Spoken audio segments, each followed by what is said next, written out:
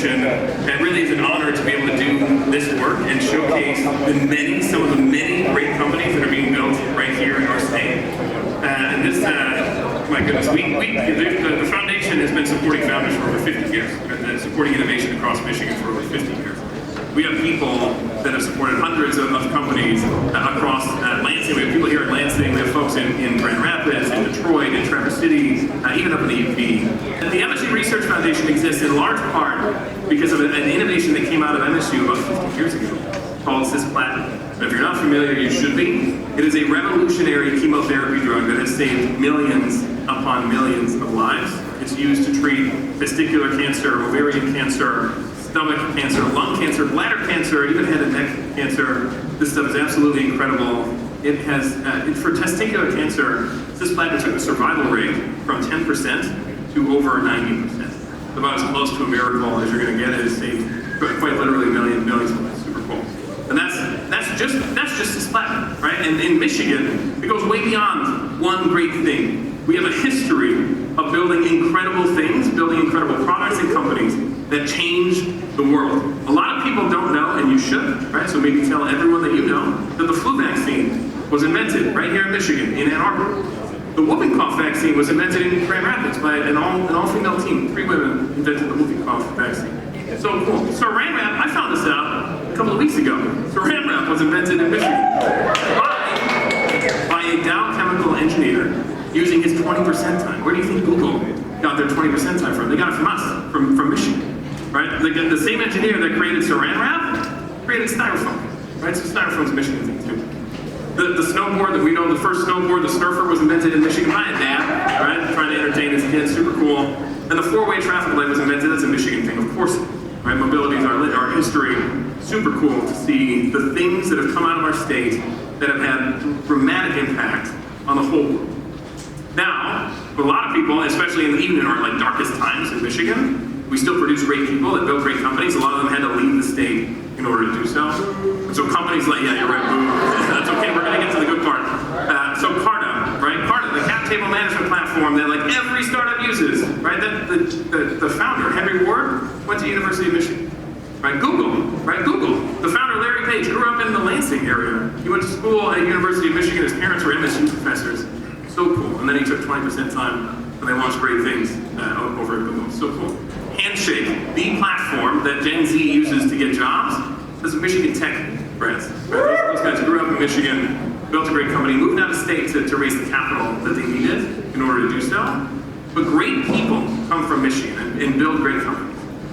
Now, more recently, we have great news, right? More recently, more people are staying in Michigan, choosing to stay in Michigan to raise their rounds here, raise from anyone across the country, but raise here, build great companies here, hire great people here, and ultimately have great exits, right? You might know about Duo Security and their multi-billion-dollar exit, the first multi-billion-dollar exit in Michigan's startup history, followed Swift to the Nice, so many more, right? So StockX with their IPO, then you've got LlamaSoft and OneStream, you've got Lineage Logistics, right? The largest IPO globally in 2024, run by an MSU grad, pretty cool.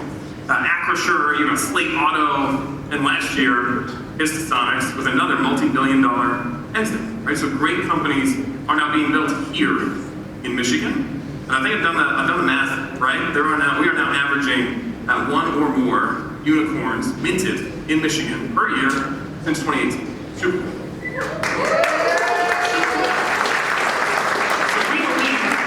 Michigan founder, right? The reason we're here today is we believe in the Michigan founder. And at the MSU Research Foundation, we have quietly become the most active investor in Michigan. Over the last 10 years, for 10 years we've been investing in startups. We now, through our subsidiaries, Michigan Rise and Red Cedar Ventures, we now have over 220 active companies in our portfolio. Super cool. That's a lot of work. There's a lot of people here from the MSU Research Foundation. It's a lot of the work that they've been doing for 10 years and longer. So it's really cool to see. We've also commercialized almost 90 technologies out of MSU. We've invested $55 million across our portfolio. Those companies have gone on to raise over $1.4 billion, hired thousands of people, many of them here in Michigan. And we recently crossed 40 exits in our portfolio, which is, this past year has been the best year for exits in our portfolio. I suspect that that's only going to continue. We're in a really good time to be here in Michigan. We're also here in Lansing at the state's capital for the championship, for the PitchMI championship, and there's not a better place to be than our state's capital to do this work, to find out who's going to walk away with this $1 million prize and the title of PitchMI State Champion. And we're also here during 517 EI Week, Entrepreneurship and Innovation Week, which is very cool. There's a lot of stuff happening this week. If you haven't registered for these events, you can scan the QR code behind me and you can learn a lot. There's dozens of events that are happening across the Lansing area this week. Dozens of organizations have come together. Thousands of people have registered for these events already. And you're welcome to attend all of the events that are happening around the Lansing area this week. We also happen to have one person here from Lansing who's as big, a bigger fan of Lansing than even we are, and that is Lansing Mayor Andy Shore, who's here to tell you just a little bit about how Lansing supports innovation. You have no idea how excited we are to have you all here. There's been so much work that's been going into this. Welcome to Grewal Hall. This is one of our newer facilities as part of our revitalization of downtown Lansing. We are just the beginning of Pitch Michigan and 517 Entrepreneur and Innovation Week. We're really excited about it. There's so much coming. Your heads are going to spin when it's done. But we're happy to have you here in the downtown. I wouldn't be a good mayor if I didn't say walk around, spend some money. We got a peanut shop, we got some great restaurants, there's lots to do here. But even more important is that there's going to be lots more to do in this city. We have about $4 billion of investment in the city of Lansing over the last 4 years. When you walk around here, if you drove here, I apologize, lots of construction. Why? Because in 6, 8, 9, 12 months, we're gonna have a lot of new things here in our city. We're building a 28-story tower. It's gonna be the biggest structure in the city of Lansing. We are building a new performing arts center. I get in trouble when I call it that, it's a concert hall. The Grewal Hall is going to be, it's about 1,000 people can fit here. Our concert hall is going to have about 2,000. So we're going to have different levels. We're going to bring in national bands. We're going to keep our MSU students here instead of going to Chicago and Grand Rapids and Detroit to see concerts. Yes, you heard that right. Lansing's got a lot going on. Our citizens invested in a $175 million police, fire, and public safety complex. We have just a ton. So you're going to see all the construction finish up. You're going to see these things come. We're going to have a new city hall, which you don't care about, but I do. It's actually going to be great for our residents and our citizens. It's going to be a one-stop shop. And when we move into new city hall across the street here, the old city hall is going to become a hotel. So we do have a lot going on. 20 companies that competed in PitchMI this fall will have raised more than $8 million since October. So that's showing that when you give resources to these founders, even if you just put them on a stage and let people see that they exist, right, that great things happen. So it's really cool. Okay, now, great judges. Okay, it's my pleasure to introduce Howard Akumia, exited founder, investor, and now founder of Simile Labs. Clarence Bethia, exited founder, former investor with True Ventures, and now founder of What VCs Won't Say. Ashu Garg, general partner at Foundation Capital, and Malin Yen, founder and managing director at Operator Collective. Welcome.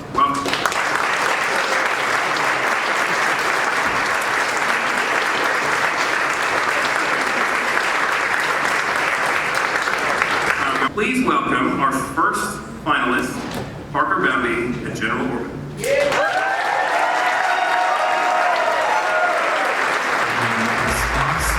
Our company has been just wild.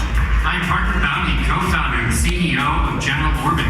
The $1 million prize is a literal game changer. It's going to allow us to move so much faster, to hire the best and brightest talent we can, to increase our production. We are so excited about the opportunity to continue to share our story on an even bigger stage.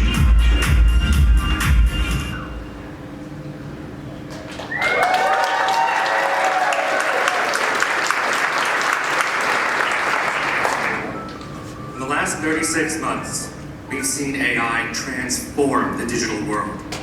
It writes our code, it creates our content, all at superhuman speed. But that was just the first step. We are now on the edge of a new, much larger frontier. Physical AI. This next wave isn't about bits, it's about atoms. It's about drones and ships and trucks and satellites. becoming fully autonomous, moving people, goods, and data without any human intervention. But AI can only move what it can reliably locate. Quick show of hands, who here has had their GPS get confused while driving? Annoying, right? Well, now imagine that same failure in a self-driving car with your family, or a cargo ship moving through a narrow channel. In those situations, it's a catastrophe. Here's the uncomfortable truth. We didn't design GPS for machines. We designed it for humans. And now we're building the future of physical AI on a system that can disappear or be jammed. The world assumes positioning is solved. It isn't. Not for machines. I'm Parker Boundy, CEO of General Orbit, and we're building the technology to power the movement of people and goods in an autonomous world. This is an extremely difficult problem, one that requires a truly world-class team. My co-founders, Mark Moldwin and Lara Ojeda, are the leading researchers in this field. And since PitchMI in Detroit, we have doubled the size of our team, bringing in top engineering talent that were all educated here in Michigan. Julie Ovada and Patrick Moore did both their undergraduate and graduate degrees at the University of Michigan. We even hired a Spartan, Kyle Love, who just moved across the country to join our team. Now, our team's breakthrough isn't fixing GPS. It was the realization that you don't need it. Because the Earth's surface already contains a global positioning system. Every square inch of our planet has a unique magnetic fingerprint you can use to determine your location. It's always on, and it can't be jammed. But until now, nobody could use it. That's because every vehicle generates electromagnetic noise that overpowers sensors. We spent 10 years at the University of Michigan figuring out how to filter out that noise and shrunk it down to this: the world's first software-defined magnetometer, a system that cancels out the noise and allows any vehicle to finally read the Earth itself. We didn't just improve navigation. We have built a new foundation for physical AI that allows any vehicle to know where it is, from the bottom of the ocean to outer space. I'm the founder and CEO of Electric Arbors. We build software-enabled energy systems that help landowners unlock their properties, generating sustainable revenue. The response to the company has been nothing else but amazing. We have an opportunity to push and deploy more product than we have means right now. Having a $1 million opportunity, we can continue with confidence, execute on our journey, be active out there, winning new customers.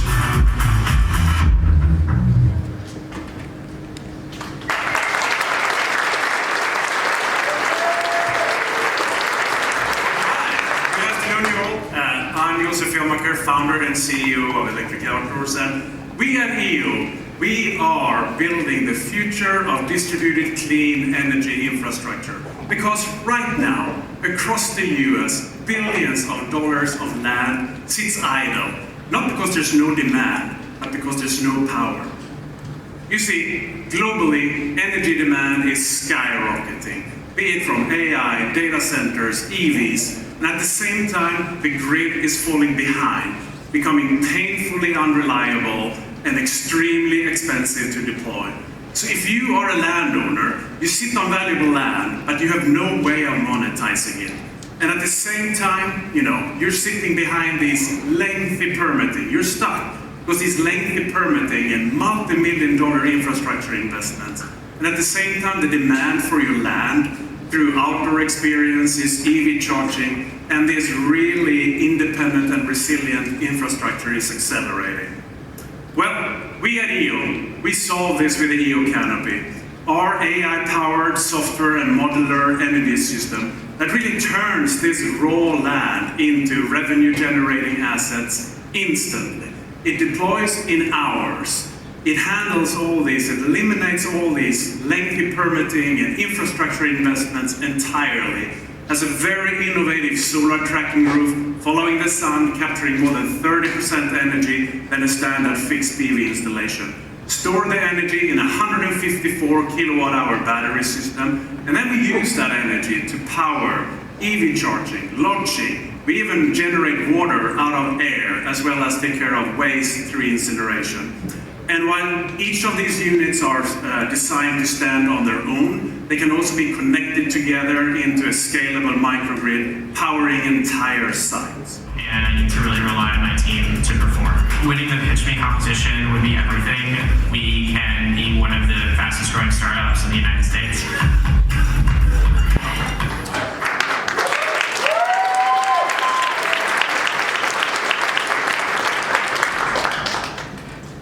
Gen Z plays more video games in their free time than any other leisure activity.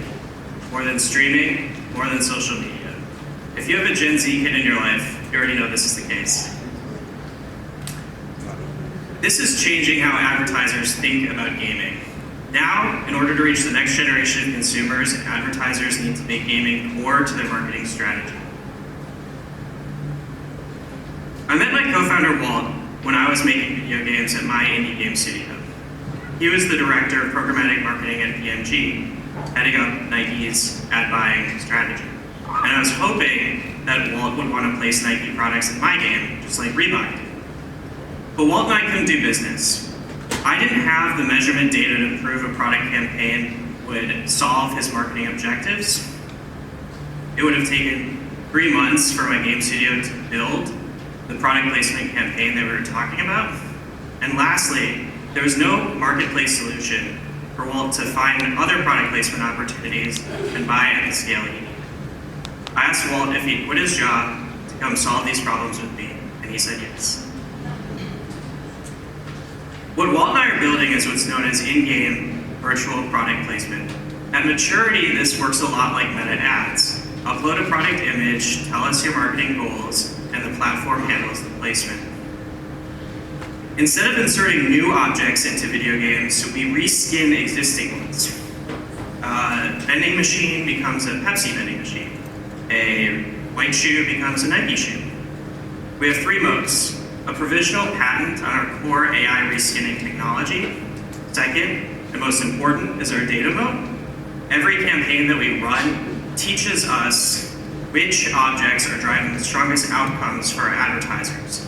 Nobody else has this data set because nobody else is running these campaigns.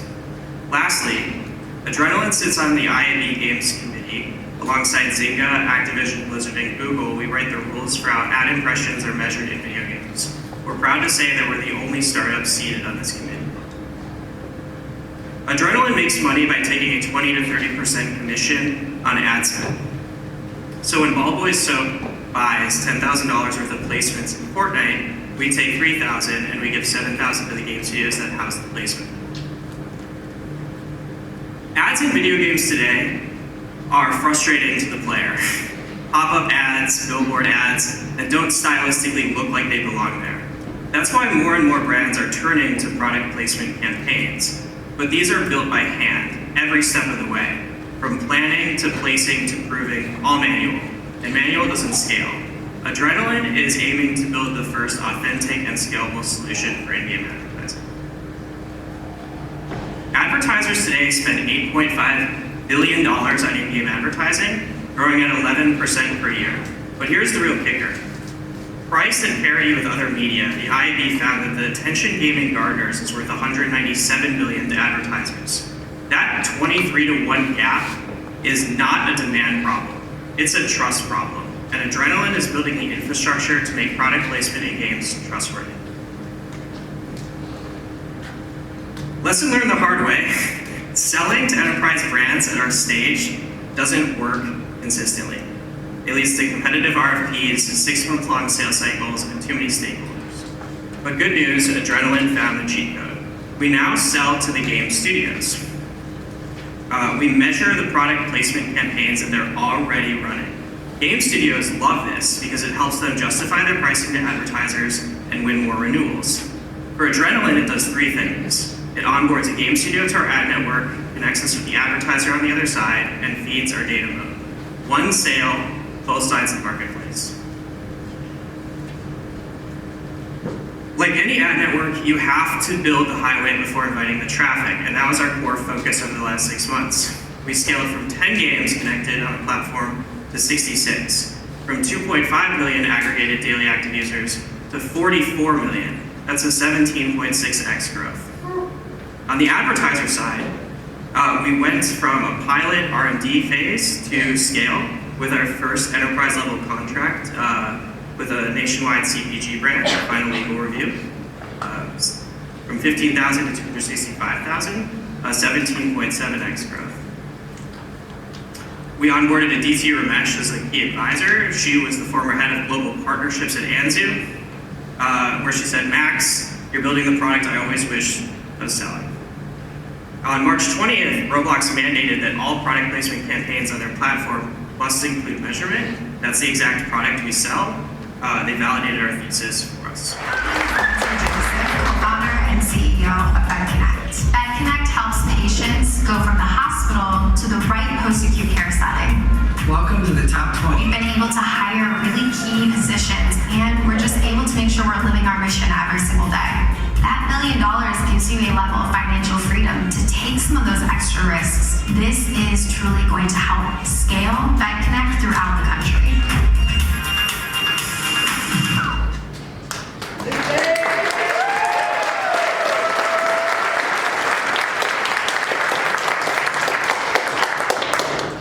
Hi everyone, my name is Lindsay and I am the co-founder and CEO for BedConnect.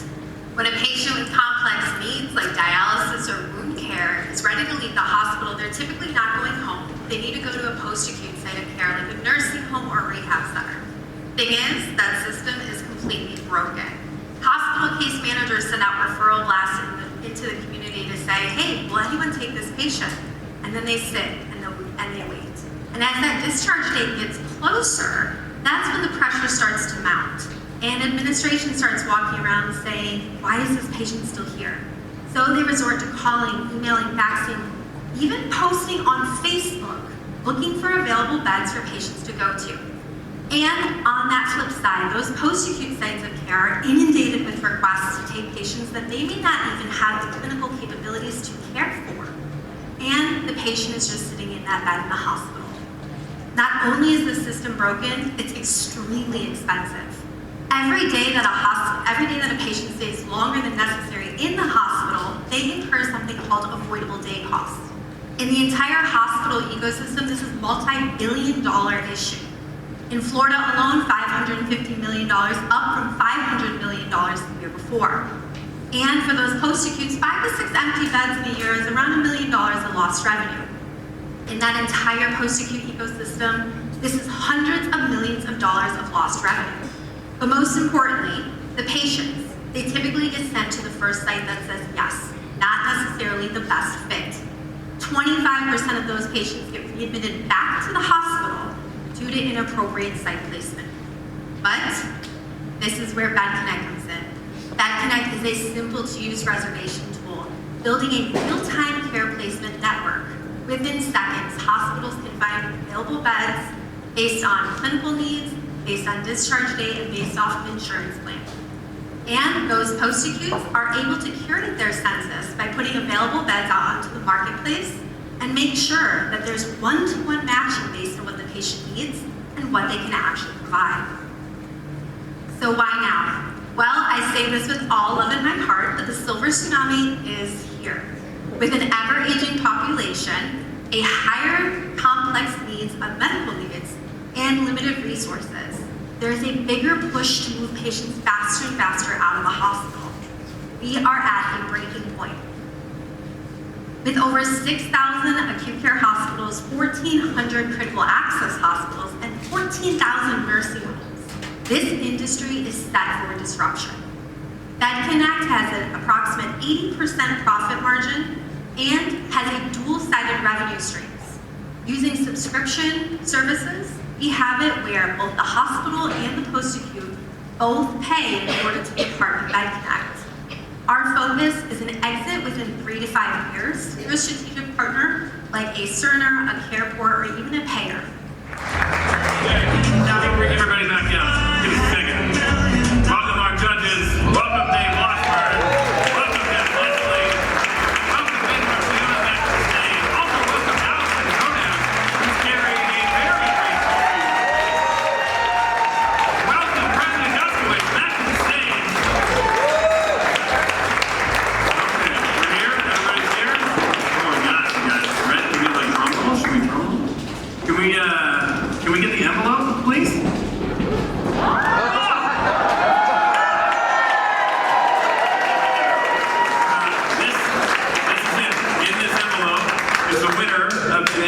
PitchMI championship, and they will be crowned the PitchMI state champion, and they will take home $1 million prize.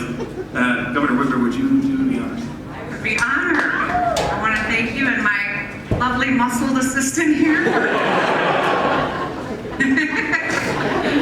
Okay, the winner of this year's PitchMI competition, Adrenaline Interactive.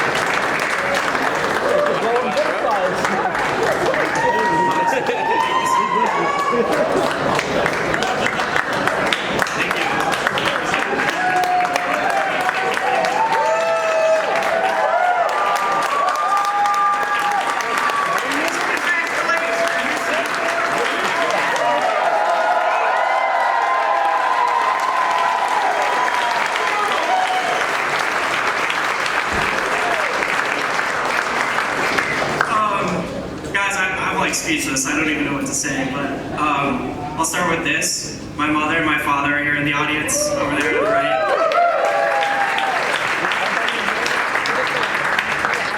My mom told me about 50 times before this pitch competition that she's actually the biggest investor, so I didn't mention her.